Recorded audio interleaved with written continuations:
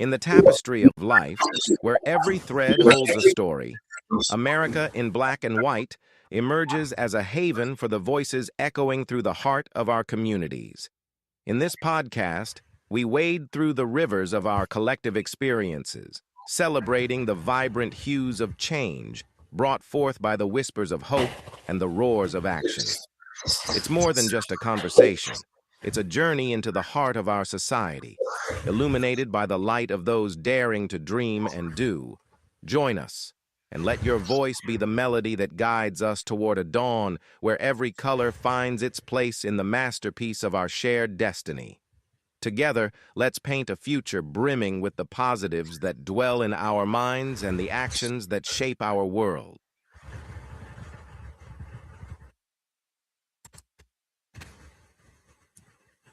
Good evening, family, and welcome to another powerful episode of America in Black and White.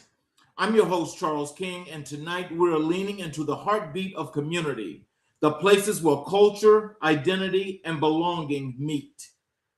In every generation, there are individuals who don't just show up for their community, they build community. They create spaces where people feel seen, valued, and celebrated. They remind us that connection is not accidental, it is intentional, work rooted in love, courage, and authenticity. Tonight's guest embodies that spirit. He is a dynamic advocate, a cultural connector, and a voice for inclusive engagement across the state of Pennsylvania and beyond.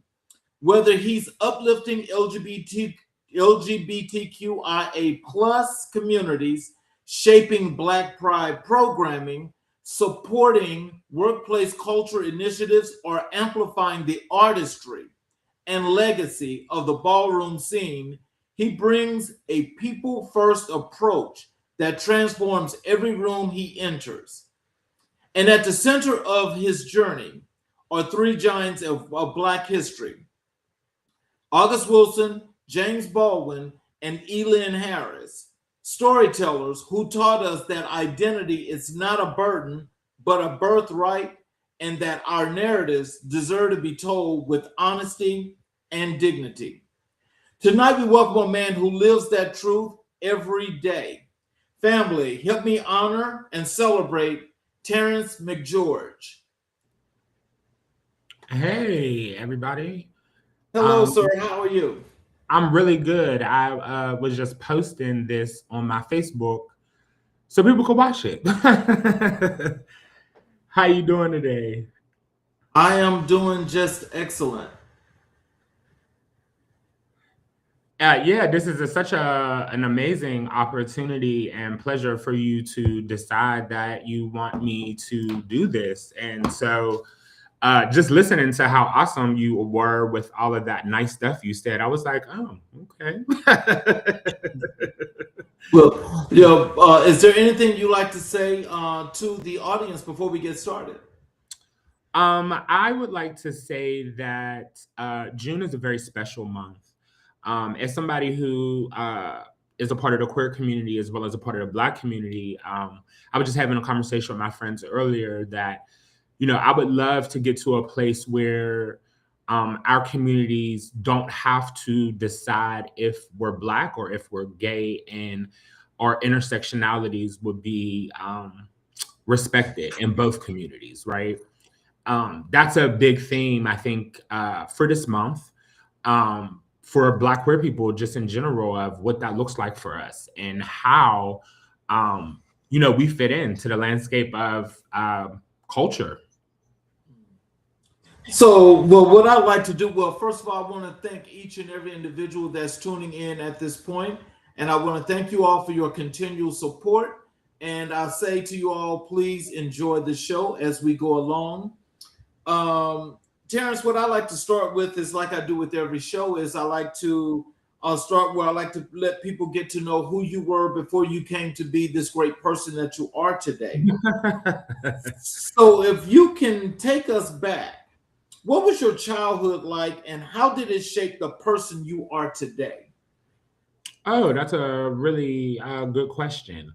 My childhood was I would say eventful. My mother's side of the family was very religious. My father's side of the family wasn't, but my dad, I'll put it to you like this. My dad's side of the family had some affluence, I should say. Lived in a decent, very nice neighborhood in the city of Pittsburgh. It was called Penn Hills back in the day. That's where most Black affluent people lived. And my mom's side of the family lived in the projects. So I had the duality of growing up, with some privilege, and then also low income, food stamps, that sort of thing.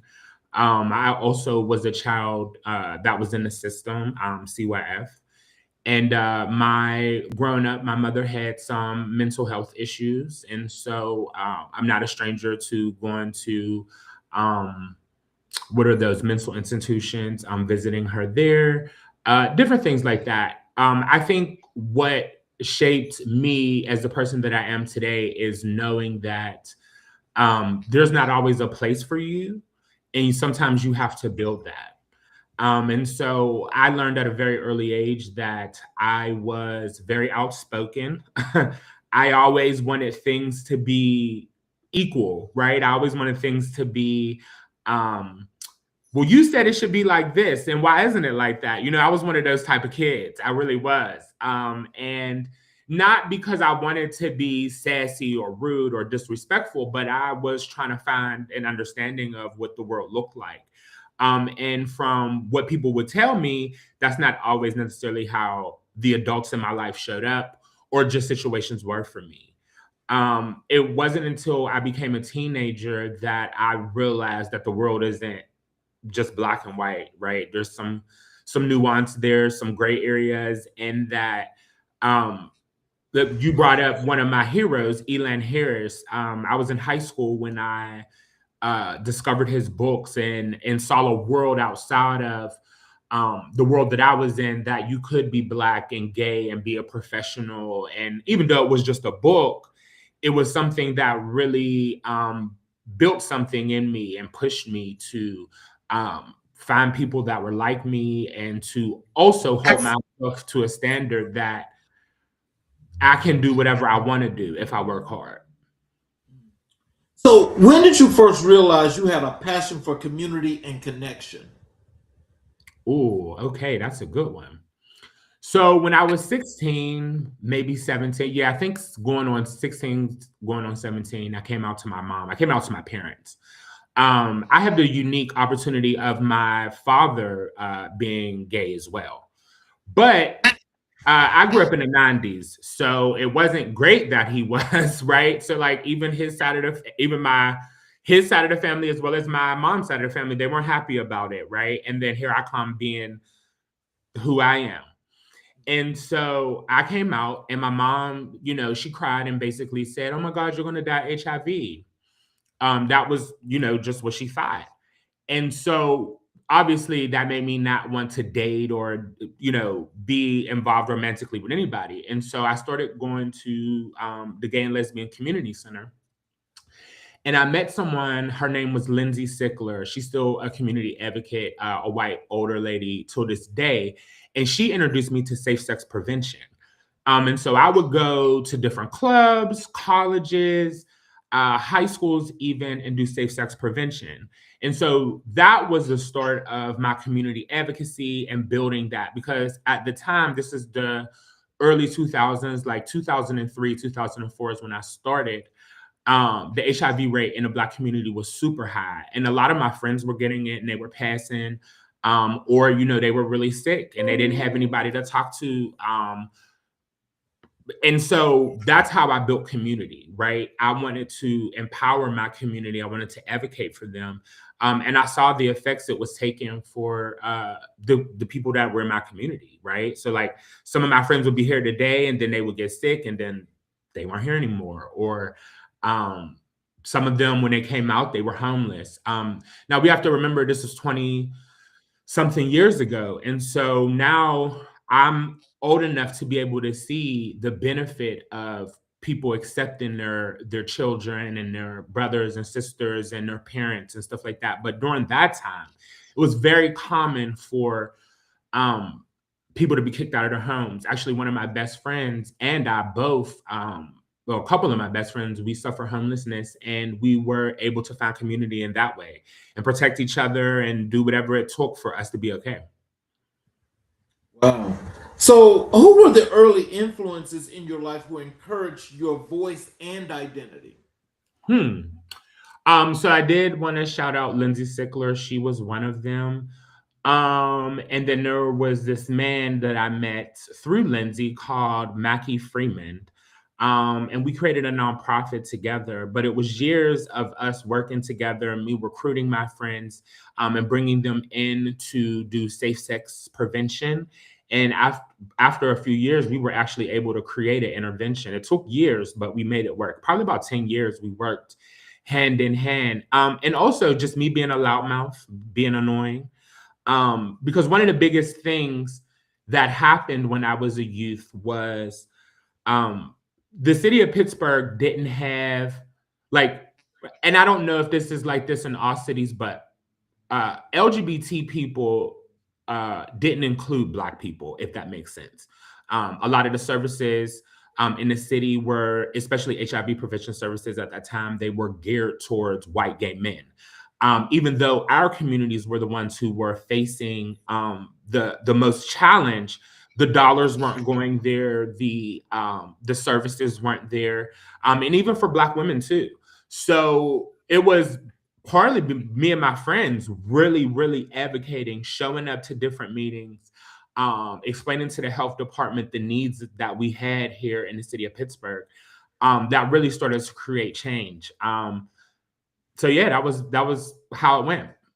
And I did have people around me that nurtured my voice. They allowed me to I want to take off this background really quickly because it's just messing me up. Like I don't know if it's messing up the audience, but it's killing me. Sorry about this. None. Okay, back. Okay. Let's see how that looks now. Perfect. Okay. Okay, perfect. Oh my God, yes, so much better. So, what experience taught you the importance of authenticity? Ooh, that's such a good one. There's so many of them. One of the biggest things for me about authenticity is I had someone come to me. I was probably 18, 19 years old. And they were younger. They were about 14 or 15. And they said, I know you.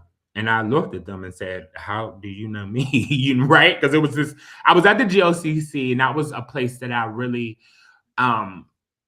used to frequent a lot. Every Friday night, I would go with my friends. And then this youth came up to me and said that I know you. And I said, oh, you do? And at the time, I was a part of a performing arts group. I love the arts. I've written several plays and done certain things in the arts and have been doing it for years. But at that time, I was still new to it or whatever. And they said, oh, I saw you perform at my high school, which was a high school called Kappa. It was a performing arts school that we have here in the city of Pittsburgh downtown. And they said, I saw your performance, and I just thought, I wrote a poem just about my life and what it looked like at that time, right? Like I really wanted to be in a relationship. I hadn't really dated that much anyway. So that was the crux of the poem. And he came to me and said, hey, I thought your poem was really cool. And really, well, he didn't say cool. He said really dope. I'll never forget. And I laughed. I said, well, why did he say that? He said, I found myself in your words. Like that's exactly how I feel too. I feel alienated. I feel by myself. I feel like nobody understands me. And I told him, be yourself at all times. And it made me think about the fact that like, when you are truly authentic in yourself, especially with the arts, it connects with people right away because they can feel themselves in that, right? Everybody has felt like they have been in positions or places where they didn't belong, or they didn't fit in, or they did whatever. And it doesn't matter if it's coming from a queer person or a straight person, a bisexual person, a trans person. We all have been othered and experienced that. And so that right there for me was like, okay, keep going, be yourself. So, how did your personal journey intersect with your professional calling? Ooh, you got some good questions, Mr. King. So I would say that, so to be fair, I didn't realize that my safe sex prevention work and my advocacy would actually be a job. I didn't think that there was like a career or money that would come out of that. They would give you little stipends and stuff like that. And then what ended up happening and I talked about this before, I had been doing this group called Young Adult Roundtables for about 10 years. And I was bringing my friends all the time to these meetings, and we were meeting all the time. Every like 2 or 3 months, we would go away for a week in Harrisburg, talk to the health department, talk about drug use, alcohol use, sexual stuff, like sexual behaviors. We would just talk about what's like actually happening. We talked about people getting pumped. At the time, some of my friends were getting silicone injections into their bodies because they were trans. And so all of these different things like basically came together. And there was a $10 million grant from the CDC that wanted to do interventions for marginalized communities. And I think that was in 2010, 2011. And we wrote one. We talked about it, me and Mackie Freeman and some other people from the Pittsburgh, I forget what it's called, Pittman study. The Pittman study was around since 1983. It was actually one of the earliest organizations in the country that dealt with HIV and AIDS and men who have sex with men and all of that. And so they found this grant, and they came to me and said, Terry, what do you think we could do to get this money? We think you would be best to talk about what's happening in your communities right now. You're still young, you're still a part of it. And at the time I was like 26, 27. So I was pretty young, but in my mind, I had been doing this for so long, I was kind of old, if that made sense.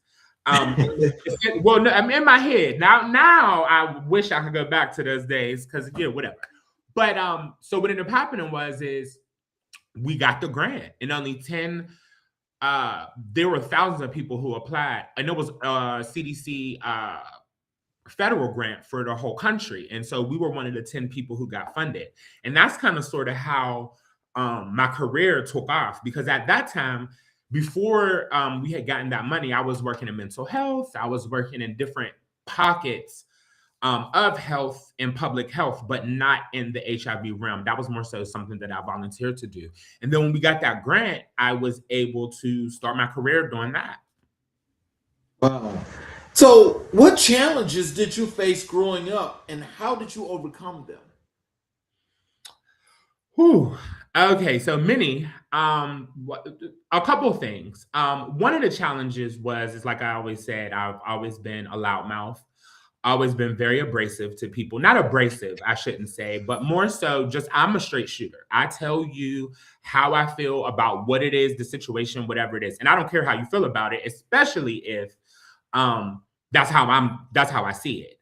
And so a lot of challenges for me growing up I was just always very too honest, right? Like I was the person that always like brought stuff that made me uncomfortable and probably everybody else in the room uncomfortable.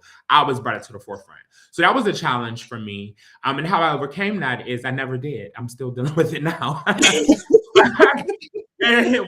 mean, I just have to be honest. But other challenges were being light-skinned, right? So my father is darker skinned and my mom's brown skinned. And so growing up, my mom dated a lot of Caucasian men. My mom is an equal opportunist. She'll date anybody in that sense. Like that's just how she was. And so growing up in the projects and where I was from, that was a big thing. Like some of her boyfriends were white and people be like, oh, that's your real dad, or the mailman was your dad. Because again, I'm super light compared to most of my family. So that was always a big struggle. And also, and I don't want to make a broad statement, but this is just my experience, is that I feel like when you are lighter skinned, you have to fight a little more. You have to prove yourself, right? That you're not soft and that you're not scared. And I'm not, and never have been. And so, you know, for me growing up, I was always fighting, always in that kind of sort of thing, just because I wanted to fight for my respect and prove that I wasn't afraid. The other challenge was obviously coming out and being gay. That was a hard theme in my life because my dad was also homosexual. And so I saw how the family talked about him, and I felt very weird about it. And I internalized a lot of homophobia. And it wasn't, I always knew I wasn't wrong for how I felt, but that still didn't change the way people treated you or how people saw you, right? And so it took me years to be able to be comfortable in my own skin. But how I overcame that was I just kept going. And then the last challenge that I had growing up was my mom, like I told you, growing up when I was living with her, we lived in the projects for a majority of my childhood. But when I became close to a teenager, we moved to a suburban area in the city of Pittsburgh called Baldwin. And Baldwin is a very affluent area in our city. I went to school with like hundreds of white kids. Mind you, when I was in middle school, I never met any white kids. Like I didn't go to school with them. My school was all Black. And then she switched us over to suburbia. And that was a huge challenge and reset for me because I didn't know how to relate to them, right? And they definitely didn't know how to relate to me. And so it was rough. That's all I can say. It was definitely a challenge. And how I overcame that was I just realized there was nothing I could do about it. And I had to get through it. Because the big thing for me in all of that, I should say, to wrap up in a blanket is that, and I realized this at a very young age, probably about 13, 14, is that tough times don't last all the time, right? So like anything that's a challenge for you can be a challenge for you right now. But eventually, you'll be able to move forward and you'll be okay. And that was just an arching theme, right? So like a lot of the times where people were judging me for coming out and being gay, I was able to be like, well, in Elance Harris's books, you know, there's a lawyer and he's living in New York City in a loft and he got a boo and he's thriving and professionally. And so I was able to take my mind out of what I was dealing with right there and then and realize that in the future, that I would be successful. I would be able to live authentically in my life because I saw people like James Baldwin and researched them. I saw people like August Wilson and I researched them and they were able to be successful and be their authentic self. So, let me just do a follow-up because, you said quite a few interesting things there in those challenges. So like the first thing is I understand in our community, I understand how colorism is. And I know that for a young man and a young child, that could be very, very difficult. What were some of the things that you were actually dealing with internally when you thought about the colorism and how people were approaching you about being so light? So no, that's so funny. I'm glad that I love the fact that you asked that question because one of the things that I do know about my color is that, and I have to say this before I say anything else, is that I know that I benefit from white privilege. I'm not going to sit on this interview with you and not say that a lot of the opportunities that I have gotten is because I'm lighter skinned and I have green eyes. That is just a fact. And I'm not saying that I'm the most handsome man, but I'm easy on the eyes, right? And so that's helped me in my career, right? And a lot of times, to be quite frank, my race is ambiguous. So let me take my glasses off for people to see. Is that I could be Puerto Rican, right? I could, from just what people see visually, and not saying that that's what I am. I could be part of the Latino community. I can be a part of the Arab community. I could be a part of the Black community. I could be mixed, right, with anything. So I'll give you an example. My sister has lived in Brooklyn for years. And one year I went to go visit her and I went to the Puerto Rican Day Parade. And I was like 15 or 16 at the time. And I saw a Dominican person for the first time. We don't have Dominicans in Pittsburgh, or at least at that point, I didn't know what that was. Let's just say that. And I went up to him and started talking to him like, oh my God, you're so handsome. I'd never seen a Black man with he had like bluish, grayish eyes, curly hair, but he was dark skinned, and I had never seen that. And I said, "Oh my God, for a black man, I never seen, you know." And I'm explaining that to him, and he got mad at me and was like, "I'm not black, I'm Dominican." And I look at my sister, and I'm like, "What is that? Like, what is he talking about?" You know, I mean, because I was just uneducated into what that was, right? And so for me, growing up, race has always been a universal theme in my life, right? Because like I said again, my race has always been very ambiguous, and so there are times where white people specifically, let's say on the job, thought that I was mixed, and so they would have conversations with me like, "You're not like the other ones, right?" No, listen. They will have conversations with you where I'm looking at them like, "I'm black. Like, do they not know? Like, how offensive that is." But because they think that I'm mixed, that they basically will talk bad about the black community. Or other races have said things to me like, "You know how it is with them." And that would, I've had Latino people say stuff like that to me in regards to white people and black people, or both.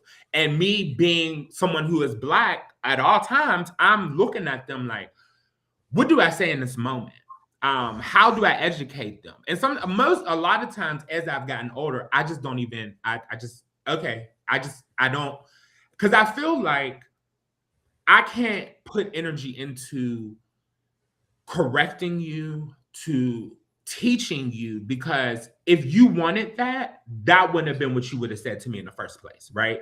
If you were serious about seeking knowledge and about affirming a subset of a community, you wouldn't even have said those negative or racist or colorist things. And I would say how color has impacted my life, like I said, is that I have been given many opportunities. I will say that. The downside of it is that a lot of times you're made to pick a side. Again, my race has been ambiguous. And so there have been things on jobs or things in my personal life where people are like, "Well, you need to pick."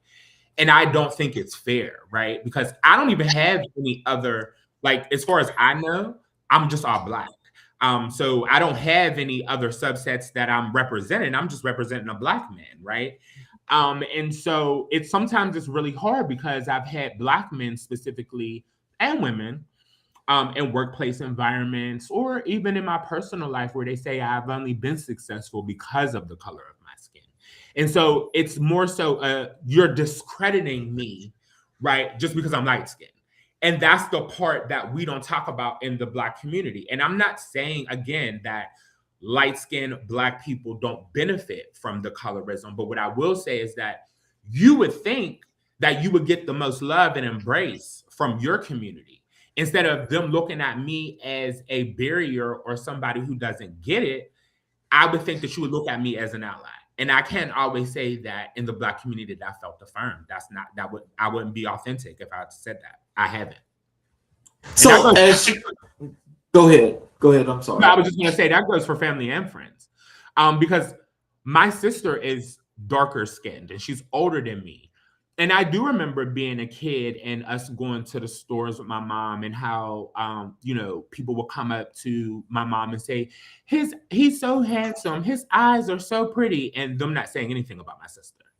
And how she took that, right, and internalized it, that just without going too deep, she took that personal, like it was a personal attack on her, when it wasn't. I didn't know, right? I was a kid. I was just, "Oh, that's nice. This lady gave me a lollipop," or, "Oh, they're being very nice to me." I just thought that that's just how the world was. But then as I grew up and started to see that we were definitely treated different. So as you mentioned that in the professional environment, in the LGBTQ community, have you experienced those same things? Yes. But to be fair, I haven't. Okay. I'll say this. One of the things that is unfortunate, right? When people think you're light-skinned or you look like what people look at as attractive, they assume that you're dating people and you have all this stuff happening behind the scenes, like you got all these men after you and stuff like that, and my phone would be dry as sandpaper. Like nobody would be trying to talk to me because everybody thought I was with somebody, or I thought I was too good, and so a lot of that happened to me, especially in my younger years, where I didn't really get a lot of attention, right? I didn't, because I was too light for the white boys. And I wasn't masculine enough, I guess, or attractive enough for the black ones. And so they did leave me in a space where I just had to figure it out. In the gay community, I will say this: I have been given more opportunities as well because of the color of my skin. I mean, I think, unfortunately, that a light-skinned black man makes white people less uncomfortable. They'll allow you in the room. If do you get to stay is a different story, right? So that goes into, like I said, about being confrontational and about stating my opinion. A lot of times I find myself having to call a lot of white men out about their racism, right? About how they're treating us as a whole in the community. And what happens is that you become a problem. And like I said, in the LGBT community, it wasn't until I became probably in my late 20s that I even felt attractive. Or when I started to really get attention, right? So like grew my beard out, just changed a little bit, did some tweaks here and there, right? And then I started to get more attention. But the other part is that a lot of people would say, I thought you were so stuck up. I thought you were this. I thought you were that. And it was only because of my color that they would have these assumptions. And I had to ask them, like, well, now that you know me, what do you think? And they'd be like, oh, you're one of the most down to earth people I ever met in my life. I'm like, yeah. So if that applies to me, imagine how many other people you judged before you had the opportunity to get to know them. Because a lot of us we have our own insecurities, whether you're white, black, whatever. You're going to have those feelings of maybe you're not good enough. Maybe it's this, maybe it's that. And so I think for me, it was just exploring the fact that I had to figure out who I was. And that's the other part. I think confidence is one of the most universal, sexiest, awesome things because it brings people to you. And that's when I started to be a lot more confident in myself, when I was able to just embrace me, for me, is when I started to see a lot more attention from myself, and more opportunities for sure. Ooh, well, we're gonna have to talk about that after the show because I think that's a very important topic because you're still at the end of the 20th century and you're experiencing some things that was really, really horrific in that particular situation back in the 19th century. And so that in itself leaves a lot of investigative work. So we'll have to talk about that after the show if you don't mind. Not at all. So what does home mean to you right now? Ooh. Home to me means safety. Just safety. I have been through a lot. I have to be 100% honest and transparent. Growing up, like I said, we didn't have much. There were times where I was homeless. There were times where, like I remember one time the sheriff woke me up, like to kick me out. My mom was at home. It was just me. I was like 10. And I sat outside, because they were kicking me out. So it's those type of experiences where my house wasn't always the most stable. And so as an adult, I look for stability and safety. So if I feel safe, that's home for me. Let's move over and talk a little bit about you as CEO and leadership in Project Silk. Okay. For those who may not know, tell us, what is Project Silk and what inspired its mission? So Project Silk, unfortunately, I think this year after budget restraints is no longer around, but I talked about this earlier in the conversation. It came out of young adult roundtables with the University of Pittsburgh, and we talked about safe sex and different things like that. And one of the things that we did is we were able to write that grant, right? And we got that 10 million for the city of Pittsburgh. And what the goal for Project Silk was, we created a ballroom intervention. And so one of the biggest things that happened to me when I was a youth is I found ballroom, which is where Black LGBT people come and perform and compete in a competition.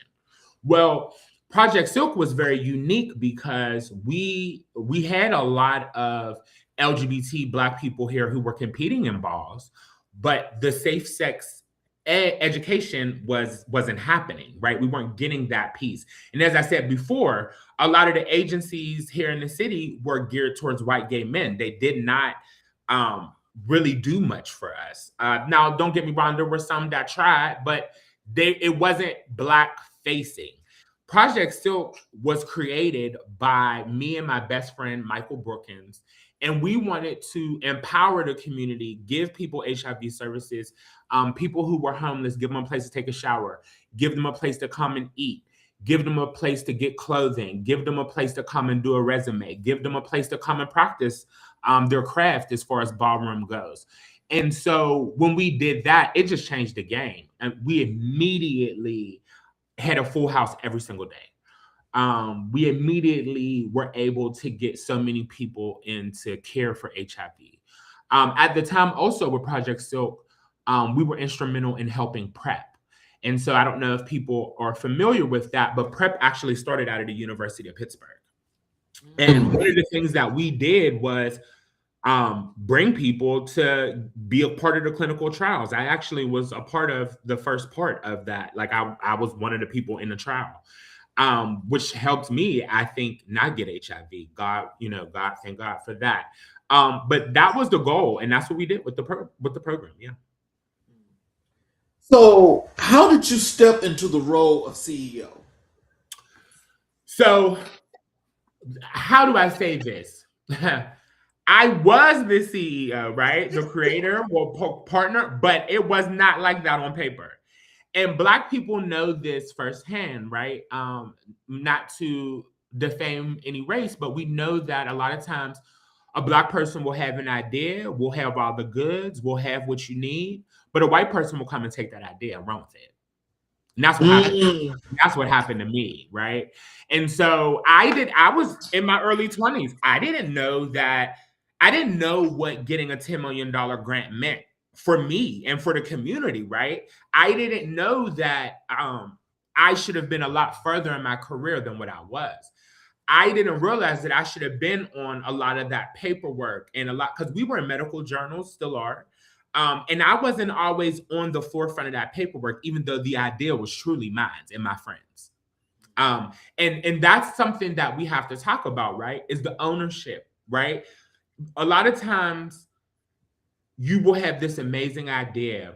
And for me, I was able to take from the community in the sense of I could just bring my friends to come to do some trials. I could bring my friends to come to a meeting, and they would just do it because I asked them to, right? But those were the same people that were funding the whole project. And so if it wasn't for me, if it wasn't for my friends, there would be no project. And so we did well, no. Did we get the respect that we deserved? Absolutely not. But that's okay. Because the goal for me wasn't about the prestige. It wasn't about the recognition. It was truly about making sure my friends stayed here because some of them were gone. And at the time I was so young, I didn't know how to help them. I had picked up stuff along the way. You have to remember, this is the early 2000s. And so, a lot of my friends were homeless. They slept on me and my dad's couch. Like, we truly had, how do I say this, like a group home at my house. Like, my dad allowed a lot of kids who didn't have much to come and eat, and he didn't have it to give, to take showers, to have a safe place to stay. Not all the time. Sometimes he was like, they got to find somewhere to go. But majority of the time, he was a big support for the community, for sure. And so that's kind of also where I came from with that as far as community goes. I want to ask you this question because this is probably going to sound a whole lot more serious than what the question really is, because I want to really get some understanding here, because again, you shed some light on some things that have happened and are still happening. And when you mentioned the ideas and how people steal your ideas. Now, it happens to me still all the time. But from a historical context, that's always happened to people in the Black community.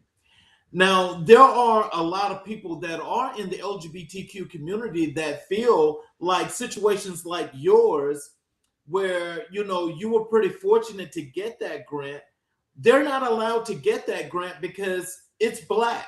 You're in a Black space. So they don't get that grant.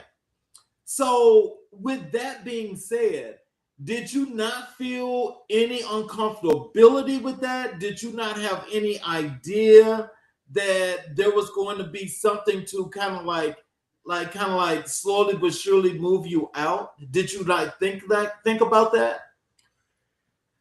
No. Because we were, this is what I mean. I was already in the position of being a social worker in the Black community. So my mind, I didn't see it that way. I just saw that they were providing help. Right. The problem that came in also, right? And this is what we do in the Black community as well. And this is something that I want to speak to. Right. We were building a brand that benefited everybody. It wasn't just about me and my friends. Everybody come, right? But there were people that were upset that it was me doing it. Right? Because they didn't like me. Again, who does he think he is? He thinks he's better than everybody, blah, blah, blah. And that's really, I mean, I've had when the project first came out, I'll never forget. We had a ball. There's always disagreements at balls. Sometimes there's fights. Sometimes there's violence. That's a part of the community, whatever. Mm-hmm. They called my boss trying to get me fired, not knowing that I was a part of writing the grant. So I had people in the community that I'm helping trying to sabotage me, trying to get me out of my spot. And it worked in the end, but we'll talk about that at another time. But there was a time where me and my friend Miguel, we would get off of work because we were open till 10, 11 o'clock. Mm-hmm. We would get off of work and there would be people in the community. And I hate to make it seem like I'm this or he's that, but there were people that were just truly jealous. We would get off of work. Sometimes we would have to fight them. Like I'm leaving my job and walking over to the bar because the bar was like a block or two up the street. But we would have to fist fight them.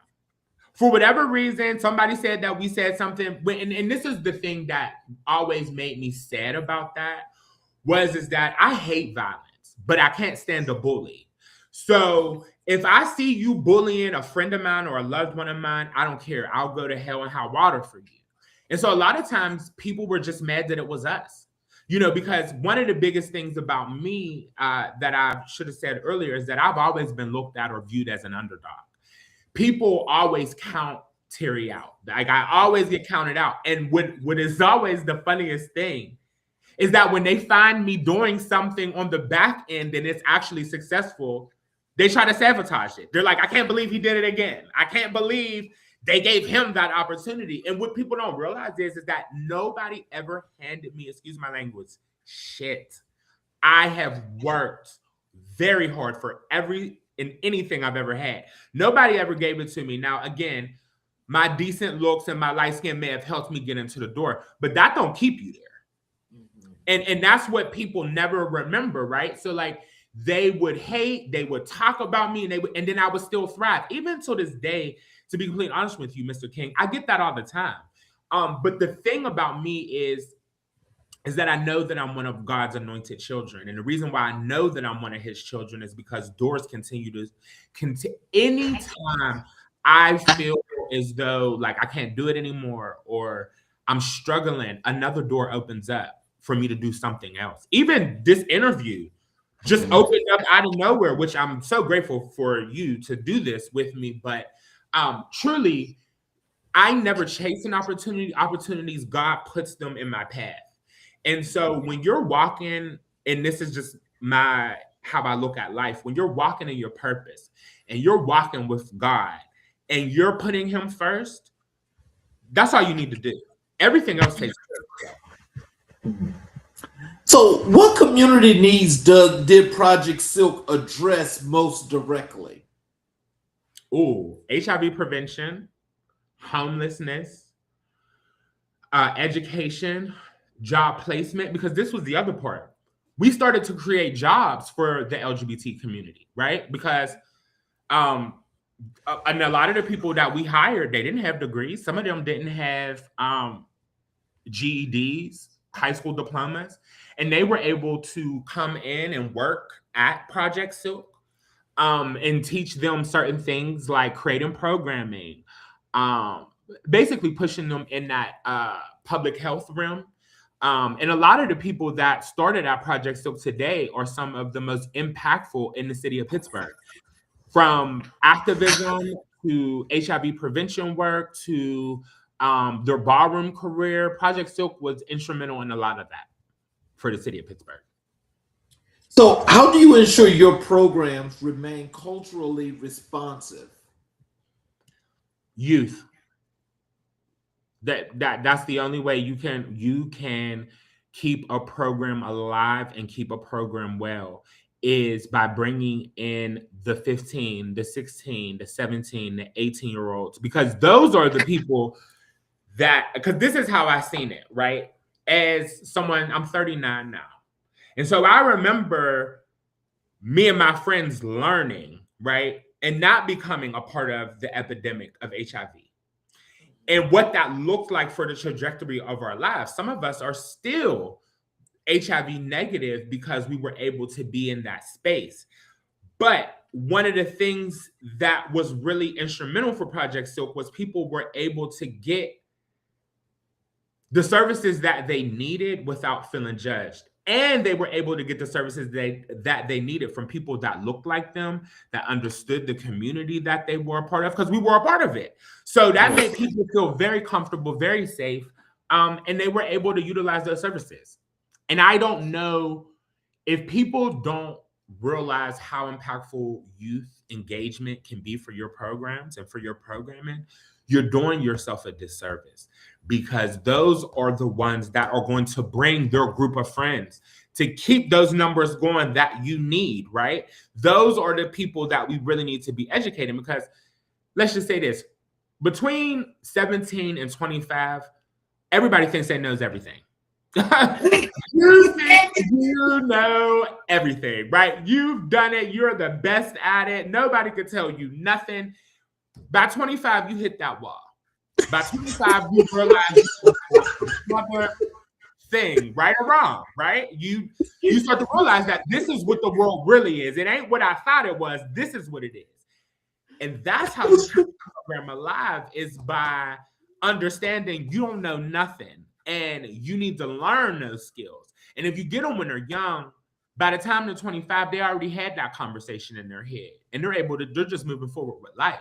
You know, they're just rolling with the punches. But if you don't get them while they're young, two things happen, or at least that I've seen. Either A, they become disillusioned.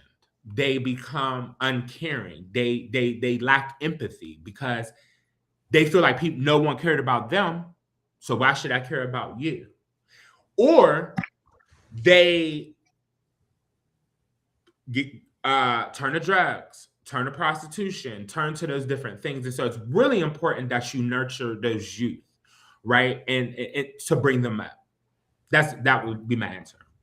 Yeah, so as we talk about the youth, can you tell us, what does youth empowerment mean in your organization's context? That they're the reason why we're there. We are it. That they are the real reason why we were there, is because we had lost people who were 16, 17, and 18-year-old. And if anybody knows what it was like in that time during the HIV epidemic and crisis, you remember that there wasn't a whole lot you could do about the fact that your friends, because here's the thing. If you have a long-standing disease like HIV, that takes a lot of work to keep up with the medicine, to keep up with the doctor's appointments. And you're 16, 17 years old. You're not going to do that. At that age, I felt invincible too. At that age, I felt like I was never going to have any health problems. I was fine. And no, I wasn't. As far as like I was out there and could have gotten stuff that I couldn't get rid of too. And so I had to start to now, because of what my mom said to me, and I always say this, that was like my origin story for prevention, because she really thought that I was going to pass away. And I thought in my head, don't laugh at me, y'all, but I thought that I was just going to get HIV just because I was gay. I didn't know that I was uneducated. And then she's crying, and I didn't know. I had to go to a couple workshops for them to be like, you have to have sex first for that to even happen, Terry. But that was me learning. I think one of the things that saved me is that I've always been very, very curious. Like I always want to know something. Like I always want to learn something. And so if you give me something that I'm interested in, I research. And I love sharing information with people. I love telling people, oh, this is where you should go to this. You should do da. I'm just one of them. And so that helped me for sure. So let's talk a little bit about a Black Pride ballroom and your cultural influence. Okay. Tell us, how did you first get involved with Black Pride? Oh, wow. So I got involved with Black Pride probably like 2008. And I didn't know her well. Her name is Felicia. I forget her last name, but everybody knows who Felicia is. Shout out to you, D-Rock. And Felicia just like came up to me one day and was like, oh, I love everything that you're doing. We should collaborate. But we never really did. And then years and years passed. I always supported the cookout. I always went. I didn't really do much as far as like any helping. But then 2020 came about and Felicia wasn't on the board anymore. And it was this gay man. He was. And I helped him plan the event. Like got him sponsorships. We got Maya down here to perform for us. We did a little ball. We did some stuff. And then the next year, Felicia was just asking me, did I want to be on the board? And I told her no, because I just felt like that was a heavy lift for me. And then she had gotten hurt. Well, not hurt, I shouldn't say. She had a neighbor who was super racist. And we started protesting for her over in that affluent area, Penn Hills, that I told you about. And they didn't like that. And so we were on the news. It was just it's a long story. But essentially, she came this year and was like, I really want you on the board. I know you've been turning me down, but can you really do it for me, please? And of course, I've always helped get them sponsorship, like with my job at the county. So I work for the county during the day, doing community engagement.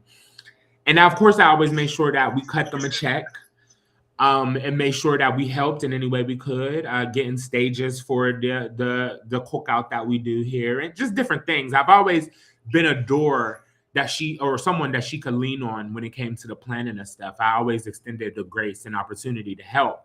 I just didn't want a title. I just didn't want to actually have to go to a board meeting once or twice a month, just because of life, But she wore me down.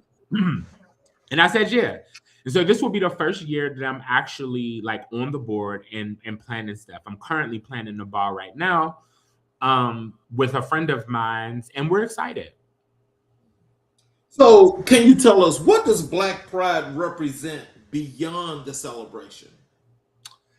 I think Black Pride to me represents intersectionality.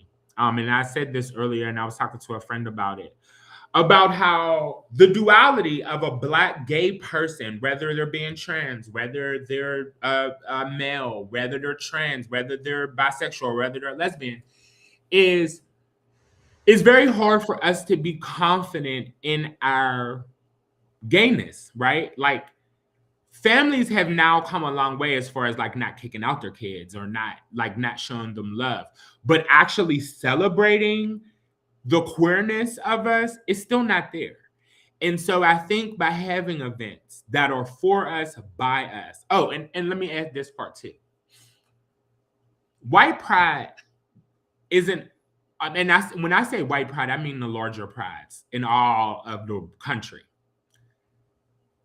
You don't see a lot of Black voices there. There might be one token Black male. You ain't all three. You ain't getting all three. You're just not, right? In the leadership and the representation.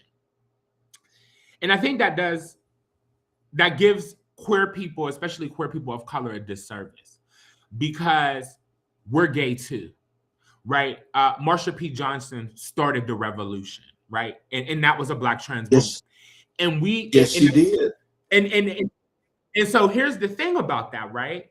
Why is it that Black people, we start these movements, we start these awesome programs, awesome movies, just the creativity, the most amazingness, the advocacy that we do, and the erasure of us. And that's, for me, what Black pride provides, is that it doesn't allow us to be erased. Because those white people at those larger events will erase us. That's just the nature of what happens. That they don't care to make room or space for you, and you have to carve out your own. And that's something that I've been very lucky and that I've always been able to do at any job or any opportunity that I've given, is carving out a piece for us. And so that's why it's important. Wow. You know, I gotta say, I think that last part of your answer, your statement, I think it makes more sense in the resonation, you know, of the exposure and all the things that the Black LGBTQ community does, but nobody knows that they do it. But everybody thinks that, I'm sorry to say it, but when they see the LGBTQ community, it's always the white perspective or the white persona of that. And I think that is more than just a disservice, but I think that when you have programs or when you have things now that are starting to be more of an advocate to showcase and highlight that, I think that that's when people now are starting to take notice, is that this is what we do. That's what they do. Is that a fair assessment? Oh, man. Ooh, okay. I'll say this. I was the first Black person, I should say, in the city of Pittsburgh that sat on the board for gay pride, white pride, big pride here. And I was the first person to do a ball here in the city of Pittsburgh for pride. Pride now in the city of Pittsburgh is ran by a person named Daylin and a person named Dina and Lindsay. And Lindsay I talked about earlier. And they're Black, which is great.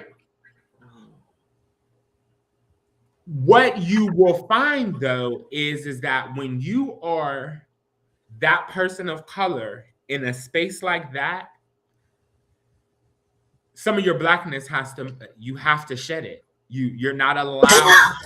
I'm just keeping it real. I'm just trying to be honest. Yes, sir. You can't bring your full, authentic Black queer self to these events. And we talk about it all the time about how it is that. Look at who's doing. Yes, it's great that they're in those positions. And I do nothing but support that, because I think that from the hard work of me and some others that don't really get mentioned, because this is the thing about me. Nobody ever puts me in those type of conversations of being a pioneer or being somebody who did it first, even though everybody knows that I did. And after a few drinks, I will remind you. But most of the time, but I'm just keeping it real. But most of the time, one of the things that I find so disheartening about just our community, Black and queer, is the erasure of us. You know, I grew up, there's a man in the city called Derek Tynes, and he's a Black queer pastor. And I've known him since I was like 18. And anything that I do, I always reach out to him just because I value him. I value his experience, his life experience. I value what he brings to the table. But I can say that this new generation, they definitely don't value me. They don't give me the same respect that I give him. And that's because they feel as though they don't have to. Because again, as I told you, 18 to 25, you know everything. You've done it all. You are the best at everything. And nobody who's older can tell you a thing. You say until they hit that wall, right? Until that wall. I mean, and that's life. You know, that's not a queer, that's not a gay, that's not a straight thing. That is a life thing. And I think it's important. And I think for us, though, especially Black queer people, we hit that wall and we hit it harder than anybody because we got 2 strikes, right? Life is not going to be kind to you with those attachments to your name and into your life. You really, truly have to carve your own path. And sometimes that doesn't matter. Sometimes life is just one of life, right? Not too long ago, I met a boy who's 22. His first boyfriend gave him HIV. Could he have been on PrEP? Maybe, if he was hanging out with the right people or if he had the knowledge. But that's life hitting you, hitting that wall. You know better. Maybe there was somebody in his life who was telling him he needed to use protection or he needed to get on PrEP. And he decided that, guess what he knew? He knew better. And so that's what I mean by we have to be very, very strategic in how we play the hands that we're dealt. I'm not saying that in life I made all the right choices, but I've always been I'm a Pisces. So we see everything. We feel everything too. And that's a good way to go through life because you're able to assess everything that's going on around you and decide what feels the best for you. Some people say that's the emotional way of thinking, but it's kept me safe. And it's kept me successful. So, how has the ballroom community influenced your leadership? The ballroom scene for me, I'll never forget. I was 18, 17, I was 17. And I had one of my first Black gay friends. She passed away. Her name was Elia Johnson. And we met each other at the GLCC and we were super close. Elia would stay the night at my house every single weekend. We would go everywhere together. We would hang out. And she was dating somebody that said, hey, come to this event. It's Black and gay. So I'm like, oh, okay. So I'm getting cute. Got my little braids done at the time. I had long hair, So I'm like, okay. We get there and I see these people doing all this awesome stuff that I've never seen before in my life. So I was hooked from there. And then I started to actually meet the people, right? So like the people who, like the older people, the people who were in charge. And I have to be fair and honest about that. Is that I didn't like them. And a lot of them didn't like me. And the reason is because I didn't need a place to stay. I didn't need your money. My dad, by that point, was looking out for me and my friends. So I had a strong support system at home. A lot of other people didn't, which meant they could be taken advantage of, which means you could get them to do things for you that I was looking at you like, absolutely not. I'm not doing that. Like, are you kidding me? No. And so I was able to, like I said, I've always been a person who would advocate for myself and my friends. And so ballroom kind of put me in the vein of, I need to protect the people who are younger than me so they don't get taken advantage of. And one of the things that I had saw in that community is that a lot of youth were being taken advantage of. A lot of youth were getting HIV, maybe due to things of their own. But at the same time, they weren't being protected. A lot of youth were getting introduced to prostitution. A lot of youth were getting introduced to drugs. And for me, I wasn't, don't get me wrong, I've lived a life. Let's just say that I'm 39 years old. But I didn't feel like, even if that was your story, that you should be teaching that to other people. And so I was very much an advocate. It built my leadership up because I was always talking about that's not right. That's not what you need to be doing. You need to be doing this and da da da. And so I didn't know that I was a leader until people started treating me like, oh, here he comes again on his soapbox, and he's. I mean, that's literally how people started. I promise you, Mr. King, that is how people started talking to me. Like, here you go. You don't know everything, Terrance. You don't. Yes, I don't know everything, but I know that leadership for me. So, what do people often misunderstand about the ballroom culture? That it's a place. One big one is that it's going to be like it is on Pose. The 80s are gone, baby. Ballroom is not about you being homeless and you coming to stay with somebody. Now, there is pockets of that, and there are times where the older people in the house or the parents or the leadership in the house, they guide their kids to apply for an apartment, go get jobs, that sort of thing. That does happen. But ballroom is really, truly, nowadays, a business. It is, we want you in our house because you can win us a trophy or you can win some money.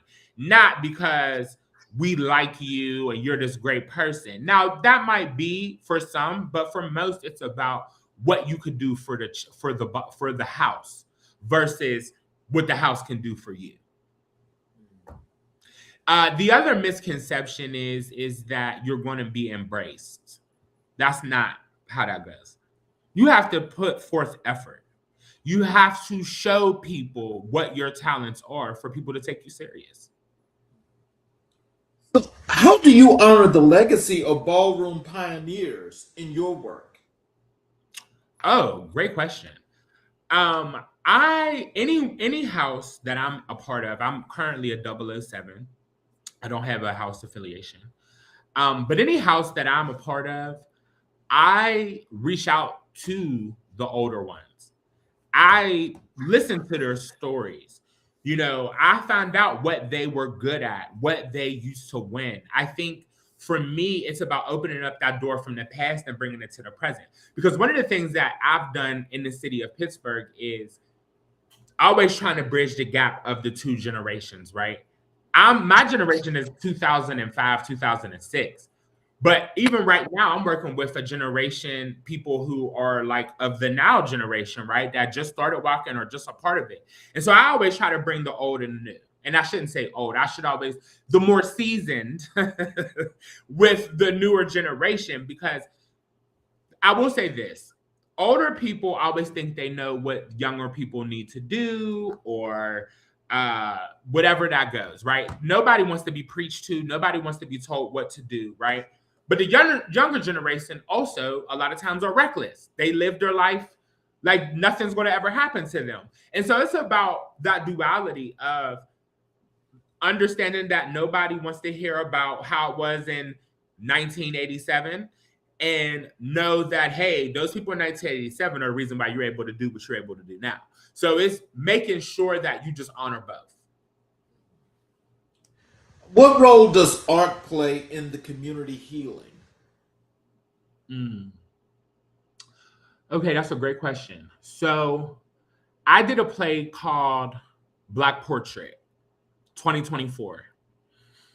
And one of the biggest reasons why I did the play is because, and please don't cancel me, audience, when I say this, but at the time that I did the play, I felt as though no one was talking about the Black man, the Black queer man, the Black trans man, just the Black straight man. Like nobody was talking about, especially, but for me, the onus came from being a Black queer man and not seeing me. Every conversation was about Black and trans. And I am here for my sisters and my brothers.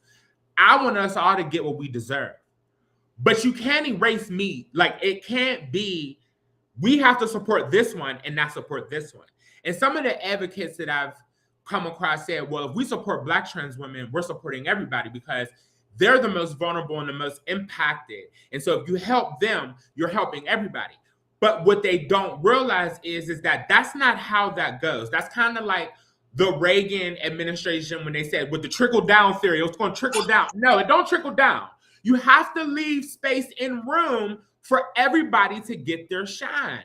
And so when I created the play, it was about telling stories of Black men. And so we had Derek Tynes, who I said before, he was a pastor. And one of the stories that he did is he talked about, so how the play went was create a poem or a letter or talking to your old self or talking to the audience. And then it was the play piece was showing something that happened in your life that was impactful. And so mine was doing a play about being Black and queer and not feeling loved. But the other part was my story of sexual abuse that happened when I was a youth. And the story basically goes, I had blocked off when I was a youth that I was assaulted by a family member that lived with me and my family at the time. And I blocked it out. And I was working in a mental health job at the time, and I was working with a client. She was a constant observation, which means you can't take your eyes off of them because they're a suicide watch. And she just started talking to me. She said, "You have very kind eyes." And I said, "Oh, well, thank you." And then she just goes into her life story about how her mom sold her to a pimp when she was 7, and she had been doing sex work from 7 until she became an adult. And when she started talking about her experiences with some of the work she was doing, I started to flash back into the stuff that happened to me. I literally have blocked it out. That's a real thing when people say you block stuff out and you don't remember until somebody can really reignite that memory. So when she was talking, all these memories started fleshing in. Now, the cousin who had did it, this was Thanksgiving Eve. I invited my cousin, the one who did that stuff to me, to my dinner. My Thanksgiving dinner with my partner and my mom and her husband. And I told my mom, when I got on break, I called my mom and I said, "Hey, I don't think Tonette should come, blah, blah, blah." And then I just started, it was like word vomit. It just all started coming out. She did this happened, da, da, da, da, da. So my mom said, "I don't believe you. And why are you making this up?" And da, da, da, da, da, which broke my heart because why would I make it? Like, what am I getting out of making it up? I'm in my 20s. Like, girl, what? I'm grown now. They ain't like she going to jail. So anyway, my mom didn't believe me, but she came to. She said she called my cousin and she wasn't coming. But when she came to my house, my stepdad brought it up at the dinner table. Well, were you touched or weren't you? Did she play with you or didn't she? Or da da da. And I looked at my mom like, I didn't have this conversation with him. I had it with you. How the fuck does he know my business? Right? So like, I was very upset about the fact that like my trauma was just being spread. And then of course the whole family knew. I started getting phone calls. It was just the whole thing. And everybody just kept calling me a liar. And I think that impacted, and it has impacted my relationship with my mother in the sense of, I just didn't feel as though she was trustworthy. I say all that to say is that for me, that art was able to heal me. That me being able to speak that to an audience and talk to people about how when you're your most vulnerable and you come to somebody and they don't believe some of the worst things that happen to you, or they blame you for it, what that can do to you mentally, right? It didn't break me. It just stalled me, if you would say, right? Because 10 years later, I was able to write the play. And my part was super impactful. My mom actually was there. I did break down. She did apologize in front of the audience and say she was sorry. We had about 75, 80 people there. So that was nice. Do I think that she did it just because people could see it? Yeah. Do I feel as though, my cousin eventually ended up admitting that I wasn't lying. She, of course, she denied it at first, but she came around and said, he's not lying. Which made her even then come back and have to say, I'm sorry again. And at that point, it was just like, well, you should have believed me when I told you. Like, I don't want to hear that. And, you know, people say it's your mom, it's your family, whatever. But at the same time, you know, I was a kid. You didn't protect me, and you protected that person. And so I say all that to say is that for me, the art that I put out, it really healed me. And there were also people in the play that one of the people, they talked about being trans and coming out to their family as trans and how hard that was. Like I said, the gay pastor, Derek, he talked about him being revoked from being a part of a church. And they had it in the Post Gazette, like, which is a big paper here. We had another person who talked about being in a relationship and having domestic violence and being abused by their partner. And so that art in itself, I felt healed the community for people who came to see it. And it changed the game. The people are still asking me to do it again. I don't know. It was a lot. But I did enjoy it, and I do think it was impactful, and maybe I will bring it back. So how do you balance celebration with education and cultural events? Everything that I do has a cultural lens. I'm always thinking about, I'll give you an example. This weekend, I outreached and did for Juneteenth, right? There were still gay pride flags on the table too. Because I can't separate the fact that I'm Black and gay. I'm both. So I'm going to bring that with me wherever I go. You have to bring you wherever you go. And I can't stress that to people enough, because you are the person you could be the person that's opening up the door for people to be their authentic selves because they see you doing it. And so how I do things is I always put that in my mind. Will I be comfortable at this event? Would this be an event for Terry? Will Terry feel comfortable here? And if I feel like that, then I know everybody else will too. What is one ballroom moment you'll never forget? Oh, okay.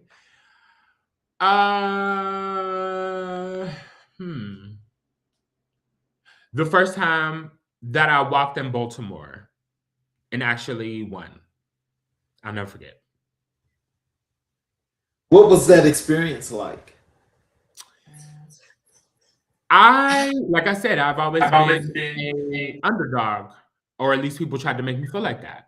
And so when I went to another city, to another place, and they told me that I was celebrated and I was handsome and that I deserved it, it just made me feel good.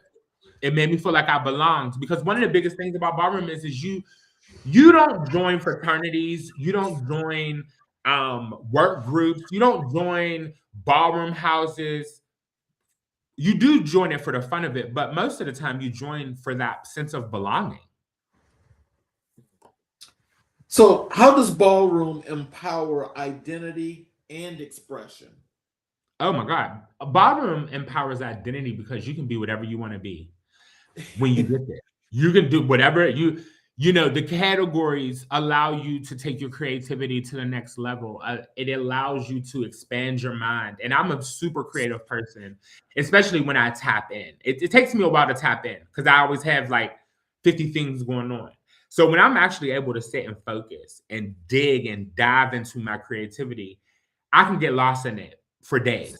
Like, I mean, I'm talking about not answering the phone, not going to work. Like, I could really get lost in it, which sometimes I have to cut that. I have to cut it off because that's my happy place. Like when I'm able to create, when I'm able to create an event, when I'm able to create a play, when I'm able to write something, when I'm able to really dive into that truly creative zone, that's honestly and truly where I feel the most safe. I tell my partner this all the time, and well, he says it to me all the time, is you always have so many great ideas, but you always have so many. And I tell him, so imagine if you were me and this was your brain and all these ideas are coming to you all the time. Like, it is like, what did I tell my friend? It's like, you ever see, what Peanut? What is Charlie Brown?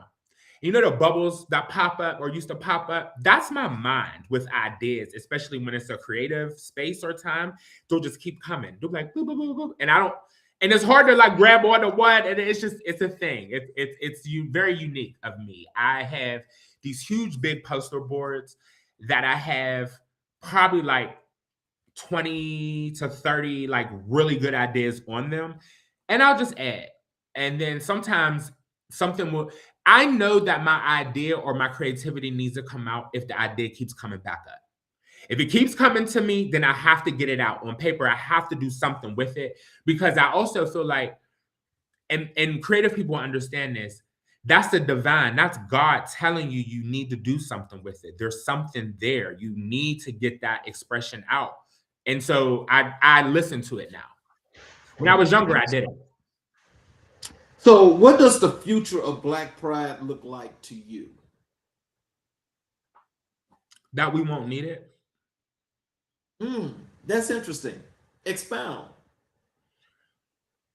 I would like for the world to understand that all gay people are not white gay men. That truly, like, and when we're able to tap into the fact that they are not the only experience, that they are not the only people with a little coin, that they are not the only people that like to have a good time, and they're not the only people that deserve to be celebrated and put in spaces and positions to create and to perform and to have access to what they have, then we won't need it. I don't know if we'll ever get to that space in my lifetime, but that's what I would hope, was that an 18-year-old gay boy like Terry could just walk into the room and for these white people to accept his ideas as being just as good as their 40-something-year-old ideas. Well, I want you to remember this. Our 44th president happened in our lifetime, right? And it wasn't just one term, it was two. So what's to say, and I'm just throwing it out in the atmosphere, what's to say in the next 10 to 15 years that what you're wishing, not wishing, but what you're putting out there cannot come to fruition? Because I can tell you that there's that road is already being paved. I think that it is being paved. I would say, though, that the people right now that they have in those positions, it's performative. It's not authentic. Yeah. And I think that when you are truly, hear me clearly, because I really want people in the audience to take away with this. When you are truly authentic in who you are and what you are, there's no need to say anything else. Everybody else is going to feel it around you. And here's the thing. People of color, we can instantly feel in the room when people are being fake. We don't got to even say it. It's a feeling that you get. And instantaneous. And when it's the discernment, it's that, and when you get that, you don't, with me personally, I don't even attach myself to things anymore that give me that feeling, because I understand that I'm not doing my community a service, I'm doing them a disservice. Because if they see my face on the flyer, they think that it's a room for them to walk through. And in reality, it's not. I'm just a token. I'm just a person that they're like, hey, come on over here. It's not real. And that's what I mean by us not having to do it. When we can walk in a room, in a space where people just affirm you for being Charles King, a Black, amazing Charles King, but your whole and full identity will be respected and loved and rejoiced. That's what this is about. I think that's what Martin Luther King was talking about. I think that's what Malcolm X was talking about. I think that's what Bayard Rustin was talking about. I think that's the bigger conversation that a lot of times queer activists forget to talk about, is the feeling. You know you're doing the work when the work doesn't feel like work, right? So like us being in those spaces, white spaces or this space or that space, it won't feel like that to us. It'll feel like we're doing what we're supposed to be doing, and that's it. And here's the other part. You don't need the accolades. You don't need those positions. You don't need the spotlight to really create an impact change. You just need to be yourself. You need to have a couple good friends that are going to show up to your events and support you. And you need to just make sure that that's creative and it's fun. I can tell you, I've had so many people in the city steal a lot of the ideas and the things that I do. I never get mad. You want to know why? Because What you do with that idea isn't what I did with it. And it's not going to come out the same way that you did it just because you did it the same way you saw me do it. The reason why it was the way that it was is because I did it, because it was my idea. It's not going to be the same thing if you duplicate it because you're not me. And so I think it's just so important that people take the time to understand that when you live in your truth, when you're authentic with yourself, you can do anything. Because everybody's is feeling like, oh, wow, this is new. Oh, I've never, well, I had that idea, but I didn't think about doing it like that. And so that in itself breeds community. It breeds inspiration, and it gives people a space to be themselves. So we, when we talked earlier, I told you that we do Black History 365. When I asked you who were the most influential people in your life and career, you told me August Wilson, James Baldwin, and Elin Harris. Let's start with August Wilson. What about his storytelling speaks to you? August Wilson's storytelling, and I've seen 3 of his plays. And my favorite one was the story about, I think, it's a Netflix. Denzel Washington played it, and so did Offenses. That story to me is just, it's so impactful because it's just real.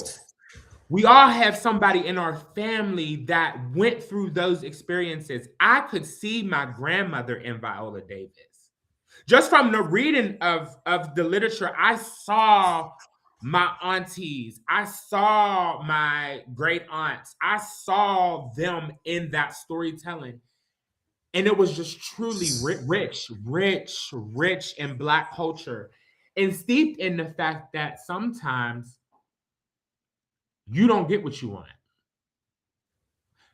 What did I say to you guys earlier? That wall. You know, sometimes that wall is going to hit you and there's nothing you can do. Can you imagine Viola Davis raising that kid? No. That's a wall. Like that is a wall. You know what I mean? And how do you come back from that? What does that look like for you? How do you manage those trials and tribulations? What makes you you? Because that's what other people or that's what people don't realize, is that it's not the situation that you're in. We all universally experience heartbreak, loss, money issues, job loss, these things. It's what you do with it that makes you you. Like it's how you get up from those challenges, right? Like I've had so many doors slammed in my face, but I always got up. I never stayed down. Never. Wow. Never. So turning to James Baldwin, how has his truth-telling shaped your worldview? Whew. I once a week just watch some of his clips on YouTube. I just like, seriously, like that is literally leisure time for me. And when I watch him, it makes me be more honest. It makes me feel like I haven't reached my full potential, because what people don't know about James Baldwin is he didn't really become famous until he was in his 40s. He wasn't like, it wasn't like he was this like 20-year-old ingenue, like writing all these amazing books. It was years of him actually going out of the country and writing over in France and traveling the world, and then coming back and helping with the movement. And it wasn't until, you know, he really started doing that work with Martin and all of that was where people really started to take him serious. And so I say all that to say is that, like, I've been doing this work for a long time and I still don't feel as though I get my due. And that's okay, because I know that a lot of the rooms that people sit in this city are because of me. But I also know that eventually, whether I write a book, whether I write an amazing play, whether I do something that is going to impact the world, that when it happens now at this age, I'll have so much more to say. I'll have so much more wisdom to give. You know, if I would have got success like that when I was in my 20s, I don't know what I would have been able to offer the world. As a 39-year-old man now, I could offer you a lot of things because I've been through so much. Right. Final question. Mhm. Elin Harris gave voice to Black queer narratives. How did his work impact you personally? He gave me hope.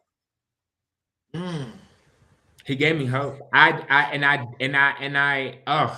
little emotional. He gave me hope because at the time when I first read my first book, Invisible Life, I was 16. And I was struggling really, really hard with my sexuality. And I was feeling very alone. I felt like I was by myself. And everybody always laughs when I say this, especially in the queer community, because they're like, well, your dad is gay. But he didn't want me to be gay. So he wasn't somebody that I could talk to until I got much older, right? So I had no. And then also just to reiterate back to my dad, I hadn't seen him in relationships. He kept that from me, right? Because it was a different time. So I didn't see two gay Black men living this, thriving this awesome life and, doing these things. I didn't see that. I saw my dad when I seen him and he gave me a couple dollars and he went on his merry way. And, that was life. But when I read Elin Harris, it changed my life. I don't know how honest I want to be. No, you know what? Screw it. I'm gonna be really, truly honest and authentic here. We talked about this a lot, so let me do it now. I was suicidal.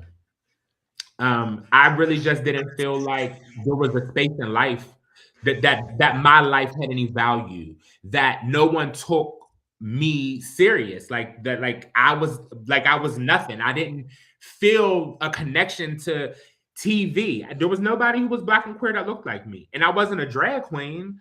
So RuPaul didn't matter to me because that wasn't my life. You understand what I'm saying? Like I didn't get that. That wasn't somebody that I was looking at as, oh, this is what my life can be. I didn't like women's clothes. So that wasn't a thing that I wanted to do. And I didn't see any, all the Black gay characters that I saw in movies and television, they all did hair and they were extremely flamboyant. I won't say that I'm not flamboyant, but I'm not that flamboyant. I'm just a gay man. And so there's a difference. Again, I didn't see myself in any archetype in media.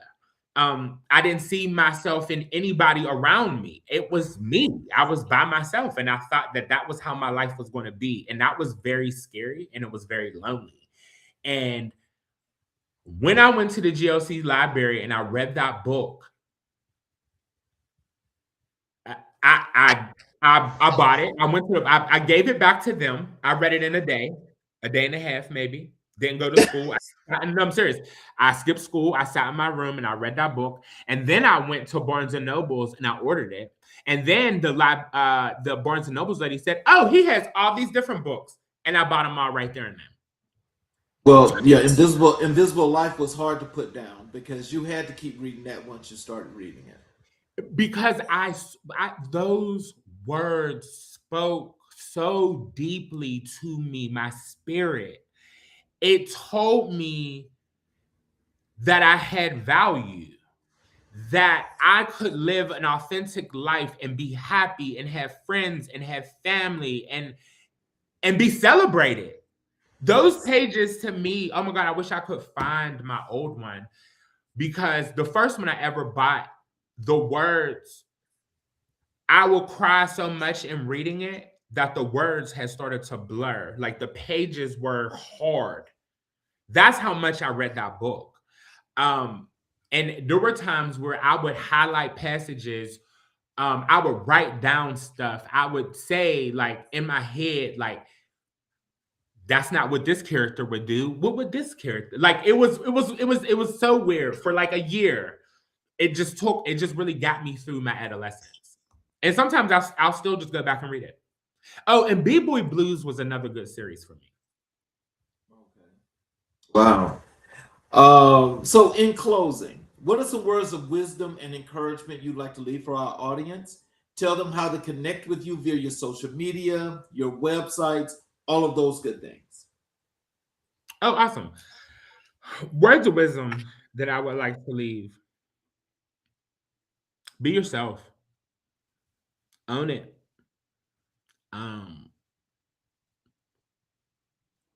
Don't run away from the work, especially when it gets hard. Keep going.